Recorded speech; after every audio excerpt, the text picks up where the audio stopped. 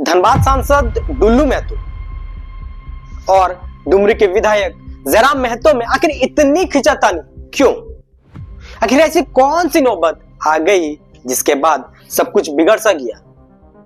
चाहे चुनाव लोकसभा का हो या फिर चुनाव विधानसभा का हो, लोकसभा चुनाव में ना जयराम ने डुल्लू महतो के बारे में कुछ बोला और ना ही विधानसभा चुनाव में डुल्लू महतो के भाई शत्रुघ्न महतो के बारे में कुछ बोला। तो फिर अचानक ये सब कुछ कैसे बिगड़ गया? क्या ये लड़ाई राजनीतिक वर्चस्व को बढ़ाने की लड़ाई? क्या ये लड़ाई खुद को ऊपर और दूसरे को नीचा दिखाने की लड़ाई है? और ये कौवे और बाज की जो कहानी सुनाई जा रही है, क्या है इस कहानी की असल मायने? आप देखिए इस पूरी वीडियो में। डुल्लू महतो धनबाद लोकसभा से सांसद है, वहीं जयराम महतो की बात करें तो जयराम डुमरी विधानसभा के विधायक है। लेकिन सवाल यह कि क्या डुल्लू महतो की लोकप्रियता 2024 में इतनी बढ़ गई थी कि 3 टर्म के सांसद रहे पीएन सिंह का टिकट काटकर डुल्लू महतो को टिकट देना महज बीजेपी के लिए एक मजबूरी बन गई थी? और यदि इस सवाल के जवाब आपके पास हाँ है तो शायद आपको यह भी जानकारी होना चाहिए कि 2019 के विधानसभा चुनाव डुल्लू महतो चुनाव हारते हारते जीते थे। और यदि आपके जवाब आते नहीं तो फिर 3 टर्म के सांसद रहे पीएन सिंह का टिकट क्यों काटकर डुल्लू महतो को टिकट देना बीजेपी के लिए एक मजबूरी बन गई थी? और ये जयराम महतो जो कहते हैं कि डुल्लू महतो को सांसद उन्होंने बनाया, तो फिर एक सवाल खड़े होते हैं कि कैसे? क्या आपने लोकसभा चुनाव के दौरान डुल्लू महतो को मदद पहुंचाया था या फिर अंदर ही अंदर डुल्लू महतो को समर्थन दे दिए थे? या फिर जो ऑडियो रिकॉर्डिंग आशीष महतो की वायरल हुई थी और उनके द्वारा जो कहा गया था, क्या वो बातें सही थी? आप एक बार उस ऑडियो क्लिप को भी सुन लीजिए, आपकी यादें ताजा हो जाएंगी। मुझे राती तो वहां किधर बोलोगे ना भाई, हमने कैसे जान को टाइगर को? तो टाइगर तो थोड़ी आएगा लाइव को पार्ट को कि टाइगर आएगा लाइव तो नहीं को पार्ट को कि तोरा डुल्लू महतो सपोर्ट करा। हम तोरा शौक हो, हां तोरा शौक हो तो गाड़ी रिजर्व करा, गाड़ी लेके जा, टाइगर संग जाके मिली जा के भाई आशीष ने सुन को तो की करे। तो आज 12 टाइम फोन करो तो अपने को ना ठीक है दादा ये गेले तो हमरा ने काल जो है विधायक जी के बलगड़िया एगो होल है और होल टेंडा बोले है राती 9 से 10 बजे बीच में 9 बजे मैंने 9 बजे वहाँ डाकल है जे भी हमरा बात हो जे कुछ रखेगा हम अपन बात रहा। अब विधायक जी बोला कि तोरा ने मैंने गुप्त रूप में मिल के दियो जैसे जानो के ताकि हमरा नु जो सपोर्ट करे काल दिन कोनो पार्टी के लोग के फोटो खींच के डाली दिलो ई को कि बीजेपी में शामिल हो गया ई हो गया। तो ई सब से चीज को बचते हुए मैंने होता हमरा नु ढांगी ग्राउंड है सोचो लिए तो ढांगी ग्राउंड तक ये खुला है जा और उठिन कर लोकल एरिया है जा। अब बलगड़िया इटा वो टाउनशिप एरिया हो उठिन कर कॉलोनी का तो उठिन कर कोनो रकम हमरा डर भय नहीं को हमने गेले अपन घोषले और उठिन सीट पर सिर्फ जेबी कैसे से गिरो तो हम सीधा कोई दलाई विधायक जी के कि वहां यहां बीजेपी के एक भी कार्यकर्ता हम नहीं होना चाहिए ना। सुन लिया आपने इस ऑडियो क्लिप को? ये उस समय के जेबीकेएसएस के केंद्रीय उपाध्यक्ष आशीष महतो की ऑडियो रिकॉर्डिंग थी जो लोकसभा के चुनाव के दौरान ये वायरल हुई थी।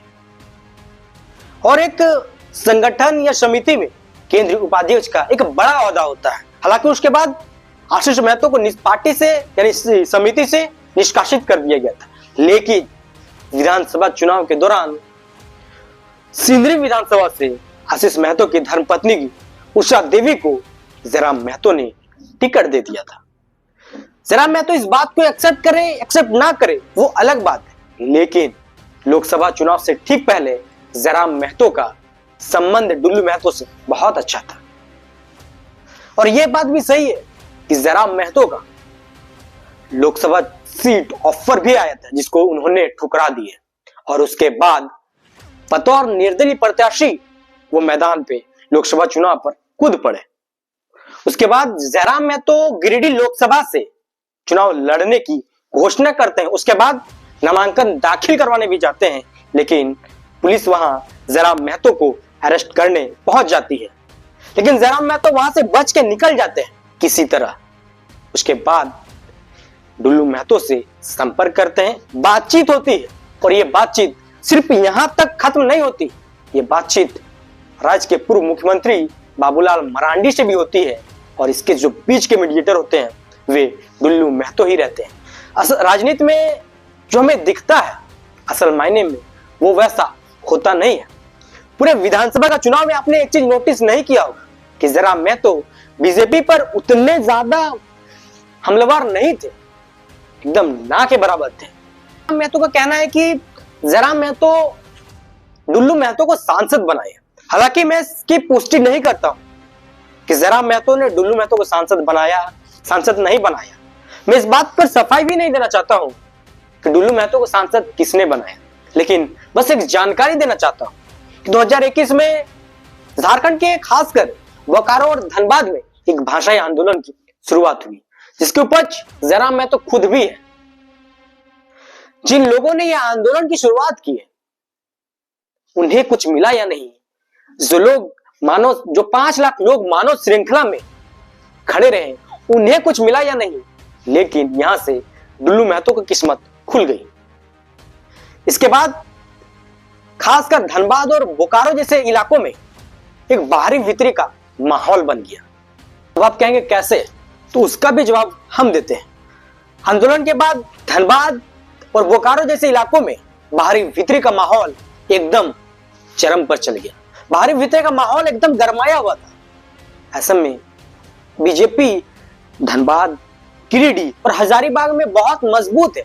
ऐसे में बीजेपी ये चुप करना ही नहीं चाहती, ऐसी कोई कदम नहीं लेना चाहती थी जिससे इन सीटों को उन्हें गंवाना पड़े। धनबाद से पीएन सिंह 3 बार के सांसद रहे। ऐसे में बीजेपी के पास चुनौती यह था कि आखिर पीएम सिंह नहीं तो कौन। पीएम सिंह 2009, 2014, 2019 के सांसद रहे। ऐसे में कहीं ये दूर दूर तक नजर नहीं आ रहा था कि उनका टिकट इस बार काट दिया जाएगा। बीजेपी के पास चुनौती यह था कि आखिर पीएम सिंह नहीं तो फिर कौन। ऐसे में हिंदुत्व पर राजनीति करने वाले डुल्लू महतो को सिर्फ स्थानीय के मापदंड पर टिकट दे दिया गया और वे जीतने में सफल भी रहे। यहां तक सब कुछ ठीक था। डुल्लू महतो सांसद बन गए, डुल्लू महतो का भाई शत्रुघ्न महतो भी विधायक बन गए और जरा महतो खुद भी विधायक बन गए। यहां तक सब कुछ ठीक, लेकिन फिर यह विवाद उत्पन्न कहां से हुई। दरअसल जयराम महतो की पार्टी जेएलकेम बीसीसीएल के खिलाफ बाघमारा में एक आंदोलन की और वो आंदोलन सफल भी रहा। लेकिन यह आंदोलन वहीं तक सिर्फ सीमित नहीं रहा, बल्कि जयराम महतो ने डुल्लू महतो के खिलाफ एक मोर्चे खोल दिए और वो मोर्चे में उन्होंने उनका अवैध संपत्ति का जिक्र तक कर दिया। उनके अवैध कोयले के कारोबारी के बारे में जिक्र किया। उन्होंने ऐसे जैसे 40 लाख करोड़ की जिक्र कर दिए। ऐसे में उनके डुल्लू महतो के भाई ने भी आओ देखा ना ताओ, उन्होंने भी जयराम महतो के खिलाफ मोर्चे खोल दिए। आप उस क्लिप को भी सुन लीजिए। जयराम महतो कथनी करने में बहुत फर्क है। पहले तो जयराम महतो नसीहत देना चाहेंगे कि पिछले दरवाजे घोषणा बंद करें, लोगों से पिछले दरवाजे मिल के अपना काम निकल रहा था वो पहले बंद करें। दूसरी बात, अवैध उत्खनन का मामला जो उन्होंने उठाया था, यहाँ से हजारों हजार ट्रक जो कोयला जा रहा था, जीटी रोड में उन्होंने इसका आंदोलन किया था। लेकिन क्या आज कोयला नहीं जा रहा है? कहीं न कहीं जयराम महतो इस पर पूरी तरह संलिप्तता है। जयराम महतो को इसमें गाड़ी पीछे पैसा बंधा गया है, इसलिए मामला को उन्होंने दबा दिया है। जयराम महतो सोच रहा बहुत चालाक है कुछ, वो चालाकी लोग को बेवकूफ़ बना के जो अपना जो रोजी रोटी सेकने काम कर रहा है ये बंद करें। जयराम महतो सबसे बड़ा फ्रॉड आदमी है आज के डेट में, इस सब जनता जान चुकी है। बोलने का उनका हिम्मत ही नहीं है इस तरह की बात। वो कहीं न कहीं दुर्भावना से फिर बोल रहा है। कारनामा हम लोग भले भले जानते हैं, बोलते रहे। जयराम महतो जो करता है ना वो कोई विधायक से नहीं करता होगा। उसका आंदोलन सिर्फ और सिर्फ अपना रोटी सेकने का आंदोलन है, अपना पॉकेट भरने का आंदोलन है। किसी जनता के लिए आंदोलन नहीं कर रहा हो, वो अपने लिए आंदोलन कर रहा है। जयराम महतो आज तक जितना भी बात बोले हैं जनता के बीच में, एक साबित करने का क्या काम किया साबित नहीं कर सकता हो। वो सिर्फ जनता को धोखा दे रही है, जनता को बढ़ाने काम कर रही है। इस क्लिप को देख लिया किस तरह डुल्लू महतो के भाई शत्रुघ्न महतो जयराम के खिलाफ बयानबाजी कर रहे हैं। लेकिन सवाल यह कि यह लड़ाई अब भी क्यों? ना तो अभी लोकसभा का चुनाव है और ना ही विधानसभा का चुनाव है। दरअसल इन दिनों जयराम महतो बेरमो विधायक अनूप सिंह को लेकर सॉफ्ट कॉर्नर नजर आ रहे हैं। ऐसे में और इन दोनों का जो बॉर्डर है सटा हुआ है, ऐसे में जयराम महतो ये समझ चुके हैं कि आपसी तालमेल बहुत जरूरी है।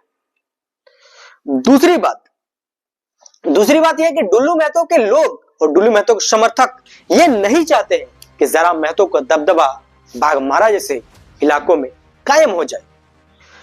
ऐसे में जयराम महतो को किसी दलदल में कदम रखने से पहले अनूप सिंह का साथ होना किसी सहारे से कम नहीं है, और अनूप सिंह भी यही चाहते हैं कि दूसरे के कंधे पर बंदूक रखकर वार किया जाए, जिससे आने वाले लोकसभा चुनाव उनके लिए आसान हो जाए। जयराम महतो का कदम बाघमारी को और तेजी से बढ़े, ऐसा डुल्लू महतो के लोग एकदम नहीं चाहते हैं, और यही वजह है कि बाघमारा जैसे क्षेत्र में सेलकेम के पास, जयराम महतो के पास कोई मजबूत चेहरा नहीं है। डुल्लू महतो और उनके लोग ये बखूबी जानते हैं कि राजनीति में कोई स्थानीय दोस्त नहीं होता है। यदि जयराम महतो उस राह पर तेजी से निकल पड़े तो आने वाले समय में डुल्लू महतो के लिए वहां एक मुश्किल खड़ी हो जाएगी। फिलहाल ये पूरा विश्लेषण था, एनालिसिस था, सर्च था, जो डुल्लू महतो और जयराम महतो के बारे में हमने विश्लेषण किया। हम इस वीडियो को यहीं समाप्त करते हैं। आप इस पूरे वीडियो से क्या समझे, अपनी प्रतिक्रिया जरूर दें। फिलहाल के लिए इतना ही।